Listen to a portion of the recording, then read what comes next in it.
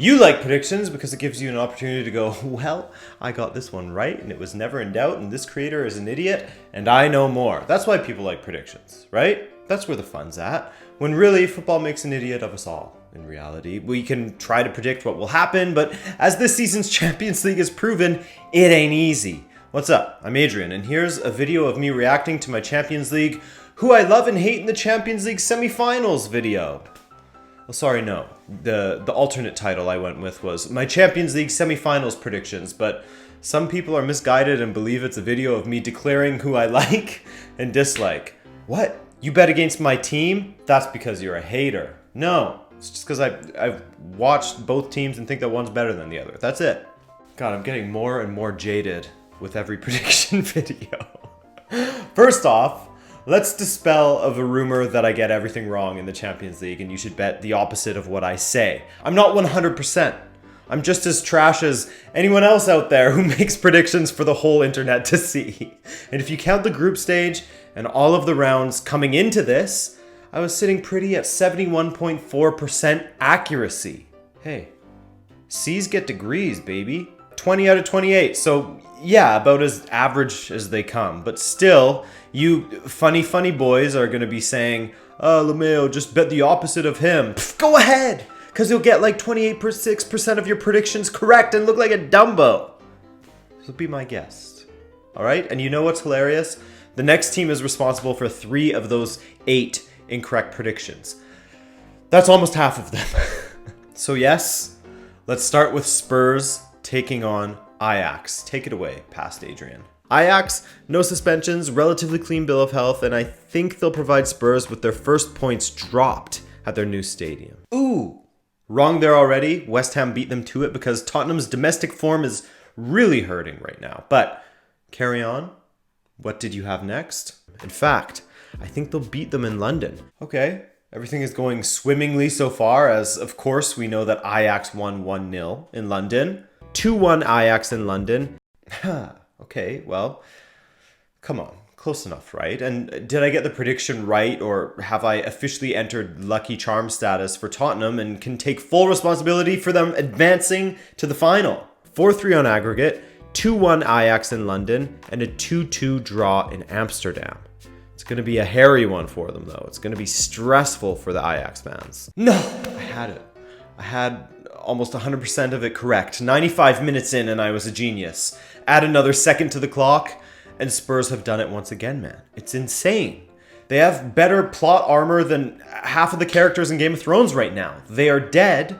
They have enemies all over them. And at the last second, something saves them from death. Against City, it was Aguero being a couple of inches offside. Against Ajax, it was the 3rd goal from Mora after Ajax were completely shook.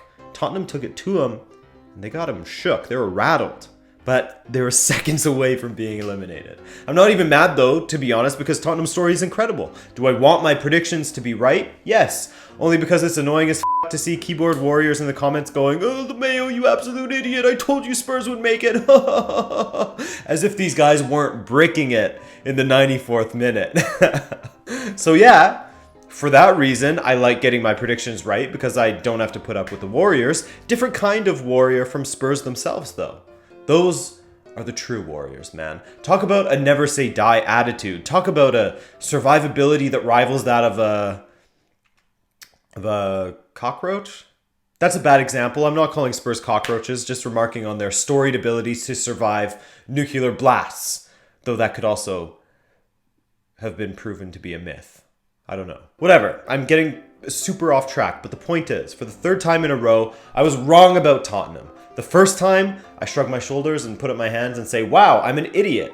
You know, when they beat Dortmund 4-0. But the second 2, I'm less inclined to do that given the inches and seconds that separated Spurs from eliminating and advancing. I take my L, but I'm not taking the idiot crown that goes with it. You know what I'm saying? Dude, Spurs were actually eliminated versus City for a few seconds. Their heart had stopped, and then they were given the kiss of life. I could do another Game of Thrones reference there, right there, but I'll hold back, even though I put the image in your head already. Real ones know. Anyways, yeah, I was still wrong about Spurs this time, but boy was I close.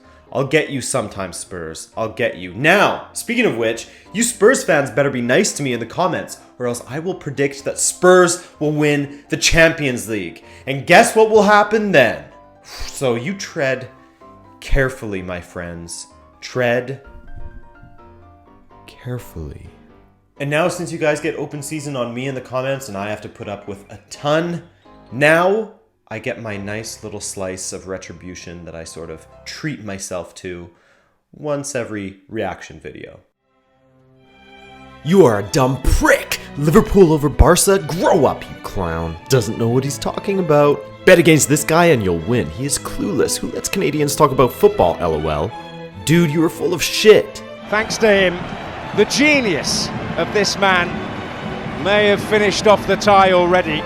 Haha, nice prediction, dumbass. Liverpool will lose, you're f***ing stupid. This guy, ladies and gentlemen, is someone who talks smart but knows f*** all about football. Seems like you're a terrible football technician. Barca won by a landslide. Classic example of talking out your ass. Miracles do happen.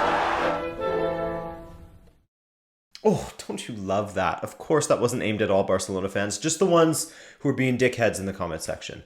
Now, let's get to what my prediction itself was. I was talking to my friend about this one, sup Russ, and he mentioned how he doesn't think that Barcelona has met a team of the caliber of Liverpool yet this season, and I 100% agree with that.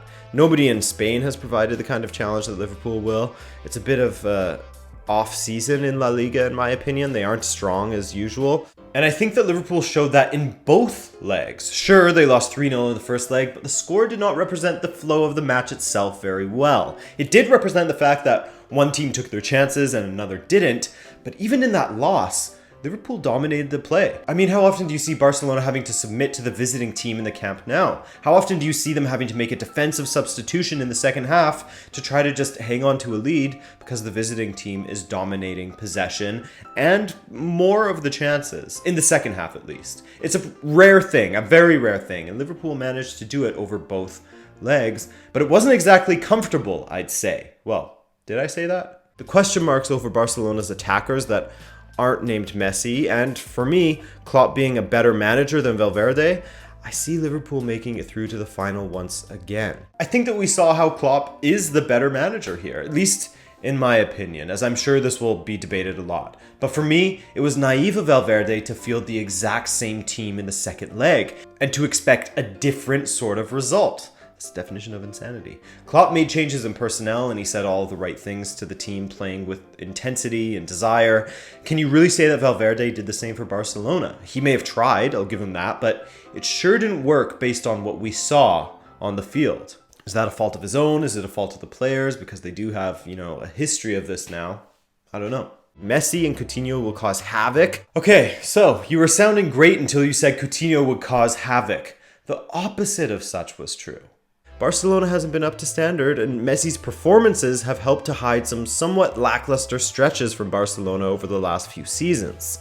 Sometimes it feels like if Messi doesn't show up, or if Messi is unable to produce a moment of magic, then it's going to be a massive labor for the rest of the attack to produce something. Lionel Messi took or either set up every single attempt that Barcelona had in the second leg of this tie, which just goes to show the reliance on him. When he's misfiring, it can be difficult for Barcelona's attack to get it up. You know what I mean? With Liverpool, you get the feeling that the load is shared a little bit more. When one guy is off, another guy's on. Or when two of your three attacking stars are injured, then you can get second choice guys like Divock Origi to win it for you. I didn't see that coming. I just figured, well, if Salah isn't firing, Firmino and Mane probably will be, and vice versa. But Liverpool went ahead and got big performances out of bench boys. Like, I swear Shaqiri was on the missing persons list before this past weekend. I think I saw him on a milk carton.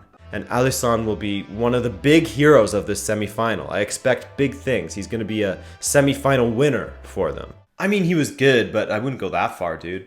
3-2 Liverpool, but I don't see this as being comfortable for Liverpool at any time, really. Hey, I got the result right, which is great, and I was pretty damn close with the score. I thought Liverpool would have scored in Barcelona, but they didn't, but they still won by the one goal. What a comeback it was. Barcelona players must be shook for life now. Like, how many years in a row are they going to get bounced thanks to a terrible away performance? Unlucky, man. It's got to be hard to live through that. And trust me, I know. I lived through 2 Europa League final losses in a row. I've been through that, okay? But I mean, we're cursed, so there's nothing we can do about it. It's not our fault. We're only losing because we're cursed.